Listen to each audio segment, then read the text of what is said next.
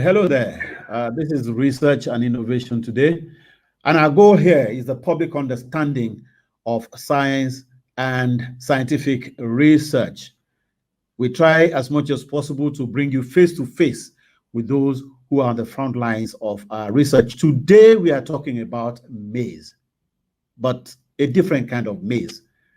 TELA maize, it is called. And if you are asking me, what is that? Let me just say, in the words of the old Negro spiritual, we shall understand it by and by.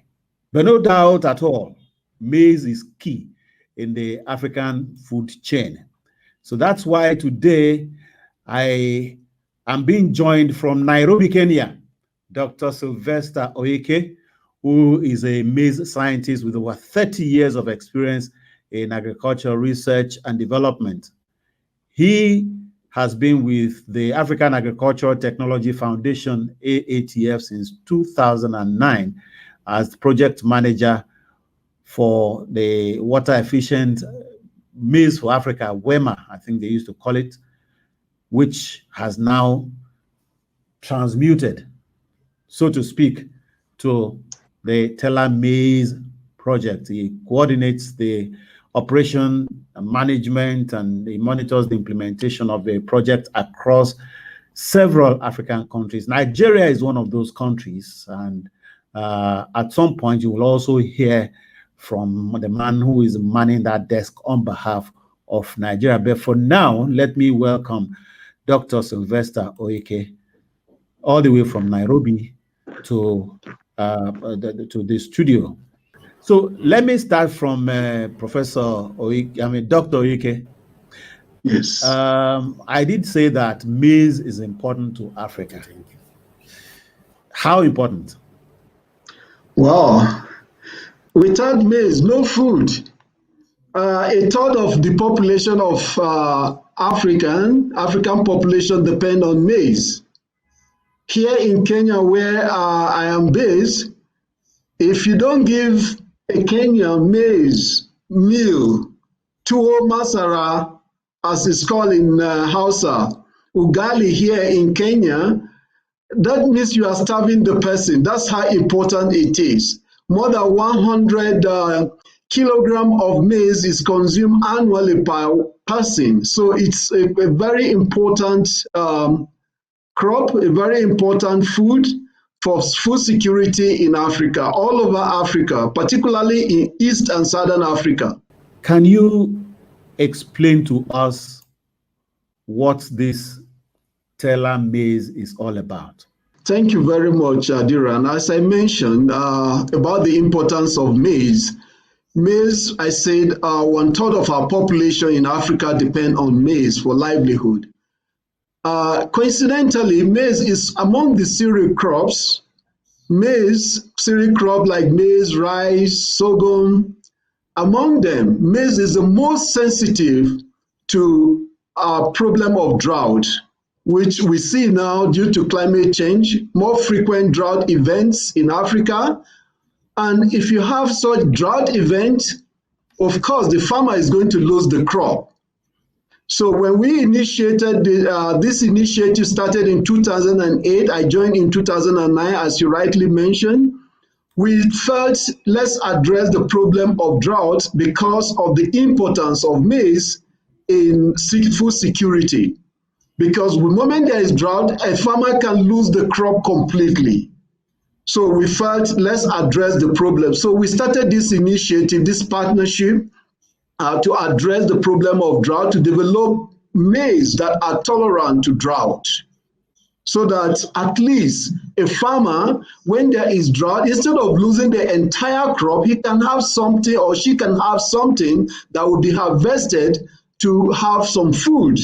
So we started that, and we ran the first 10 years of the project, developing mostly the conventional way of developing maize, which is using various approaches that breeders have always used, and with the new tools for breeding, we introduce them and we develop drought-tolerant maize, which we call Drought Tego. We trademark them called Drought Tego.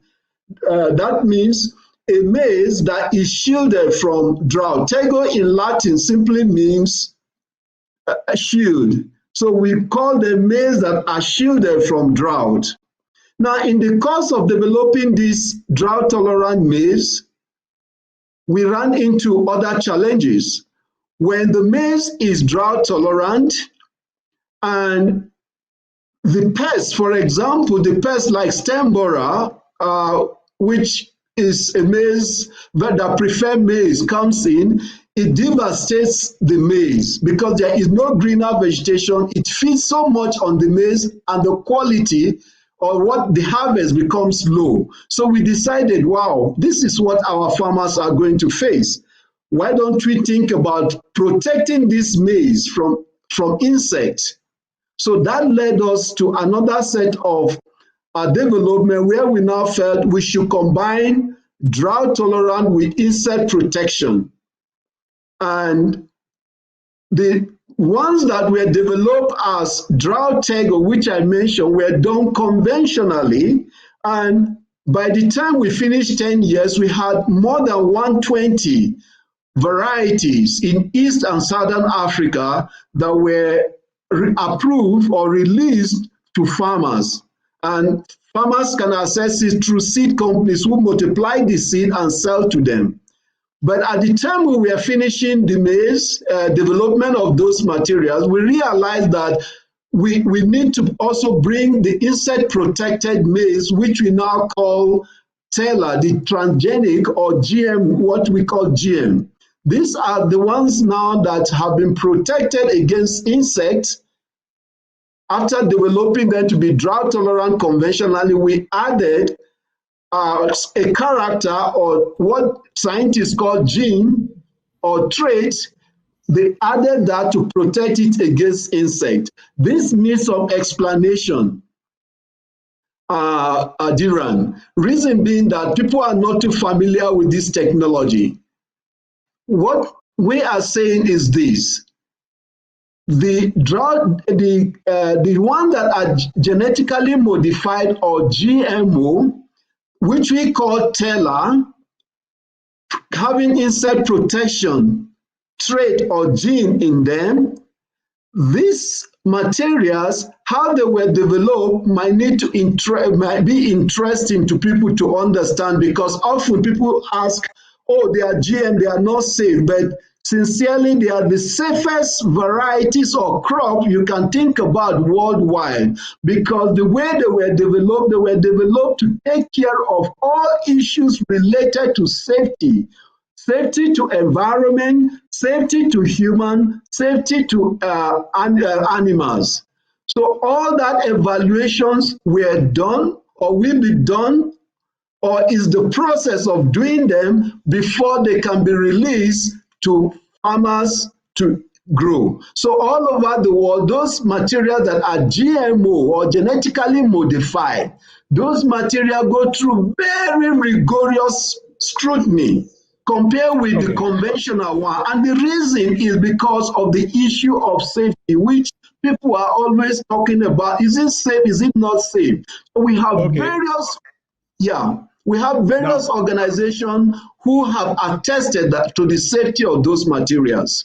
Okay, now, Dr. Ike, so it seems what you're saying now is that the difference between WEMA, the water efficient maize for Africa, and the TELA is that TELA is genetically modified. Thank you. TELA is genetically modified but built on the conventionally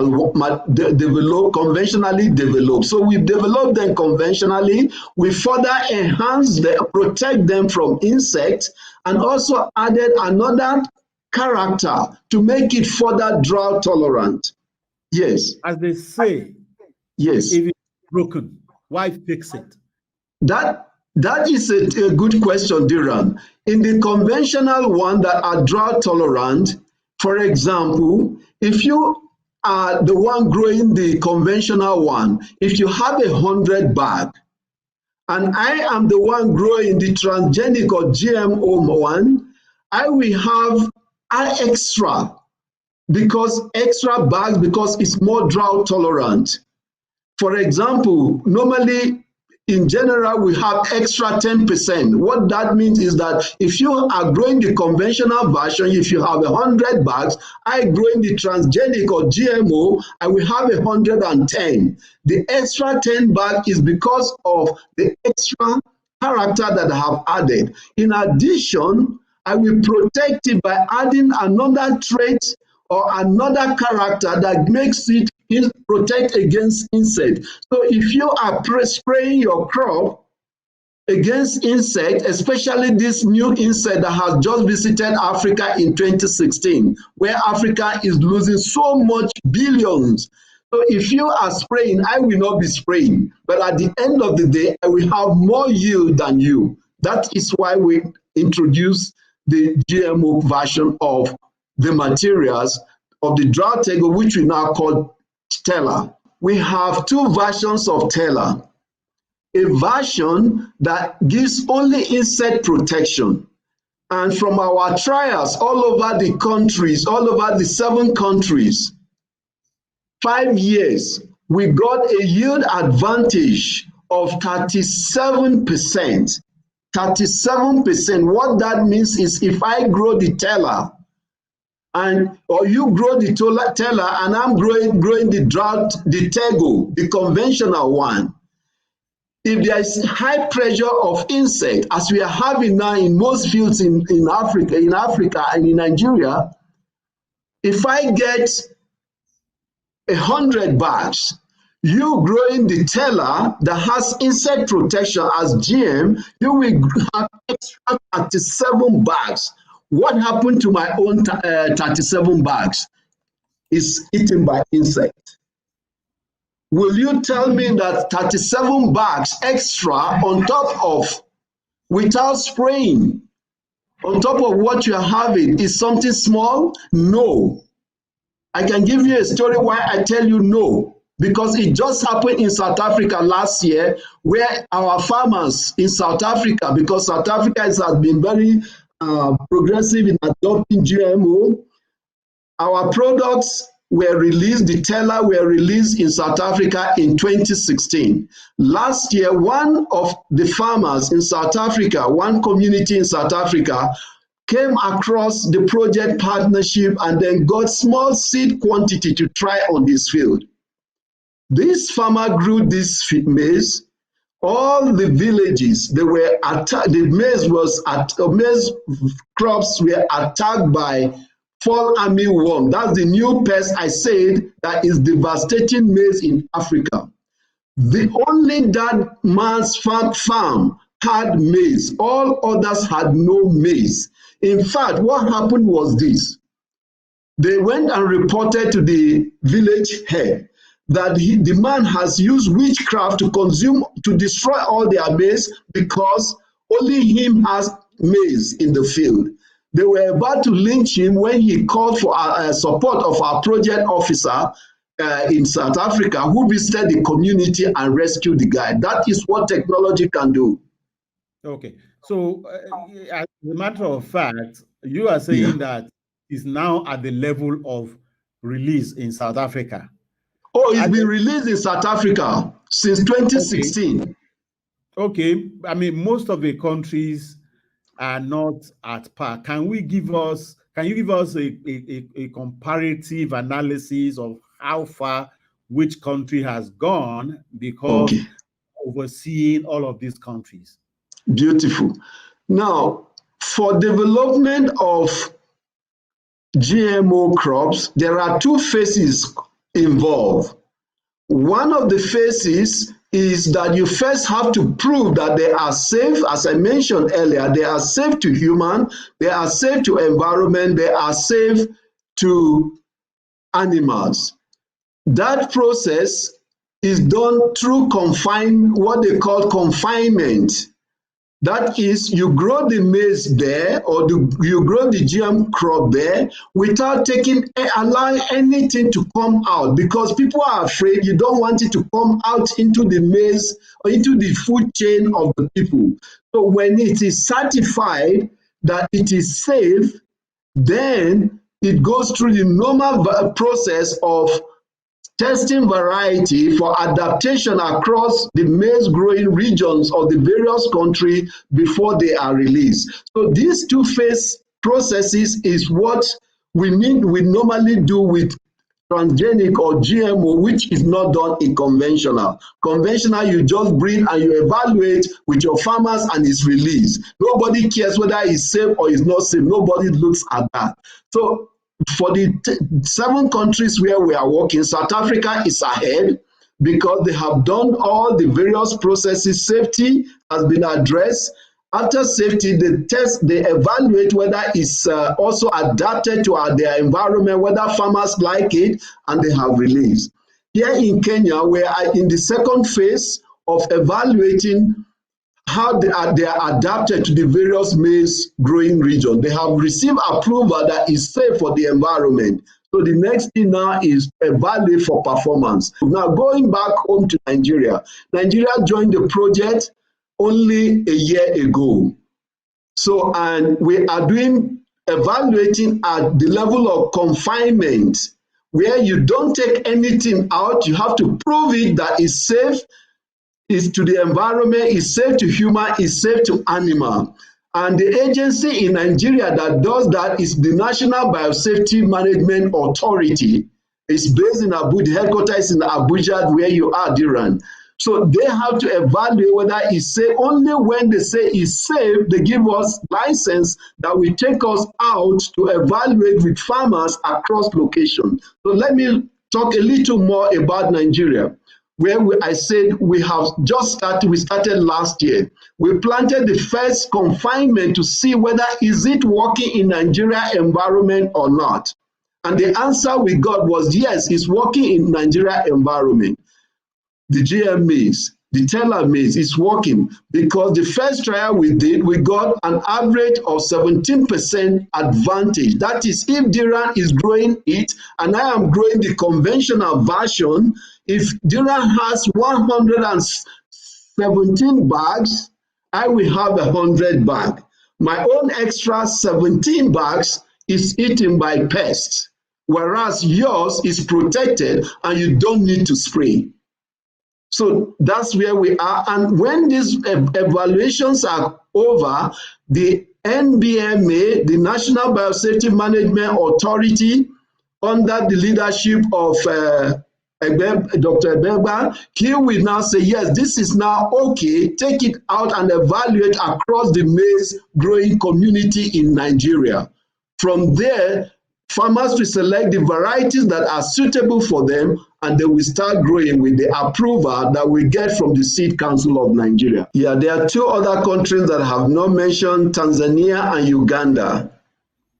They are also in the partnership. They have also released the conventional version. They are also testing the transgenic version. But in the 2 countries, we have slight issues there because the government have not given us, or the government hasn't, the regulation, the law that permits the growing commercialization of GM in both countries. So we are a bit stuck because without the law, you can't release it. If I get to a farm with TELA maize, and then there is next to it another farm growing conventional, how do I tell? Just looking at them with your eyes, you wouldn't be able to distinguish because they've been developed the same. It's the same maize. The only thing is that they have added a character, what the scientists call gene, to make it either more drought tolerant or protect it against insects so you don't spray. Now, if there is outbreak of insect in the village, if yours, the field that is being grown, your own field has GM that is developed with insect protection, and mine, your neighbor, is non-GM without insect protection, when there is this heavy infestation of fall armyworm, my own will succumb, yours will stand. And if it's in a typical African society, I will accuse you of witchcraft. Yes. What about in the market? How do I know the TELA maize from conventional maize? You will not know, Diran. I have teased people over and over. There is no difference. like in South Africa, where it's been released since 2016, what Yes. is the experience there? How are people at the level of the consumer? Yeah. Really? Okay. So our own crop, our TELA crop was released in 2016 for the first time. However, South Africa has been growing GM since more than 20 years. More than 20 years. They have GM maize, GM cotton, GM, just name it. They are there in South Africa. You go to the market. If you go to the supermarket and it's packaged, they write there GM, this may contain GM. They write there, this may not contain. But I'm talking about a typical African system where you don't have the opportunity of packaging your maize and put it in supermarket where you can put the label. You don't see the difference. There is really no difference. One more question in that regard. Yes.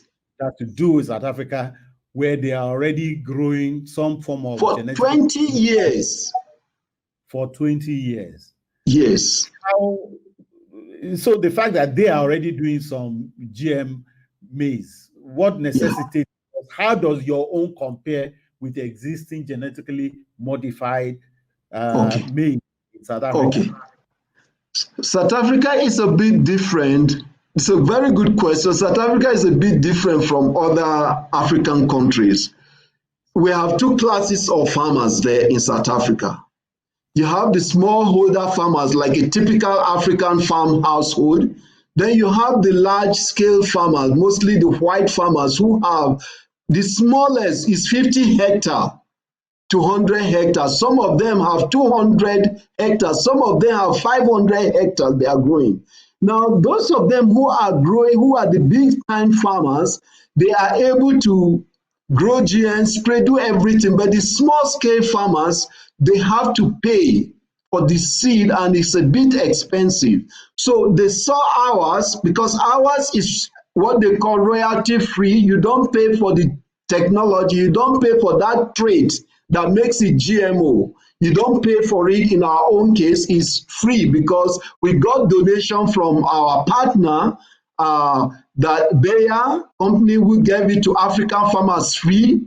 So they don't need to pay. So ours relatively is cheaper than the ones that are in the market before we arrived. Now that you have taken us all around the continent where your project is taking place, what should we look forward to at the continental level as far as this project is concerned? In closing. Yeah, well, the what I look forward to is support by the various governments to embrace the technology, the GM technology, because we are still having a lot of challenges. As I mentioned, in two of the countries, we don't have the law that will permit the growing commercially of these varieties, and also that those who regulate the release of the varieties should at least support the release by allowing us not to continue testing and testing and testing, because for the past how many years, more than 10 years, we've been testing, and only South Africa is growing the product.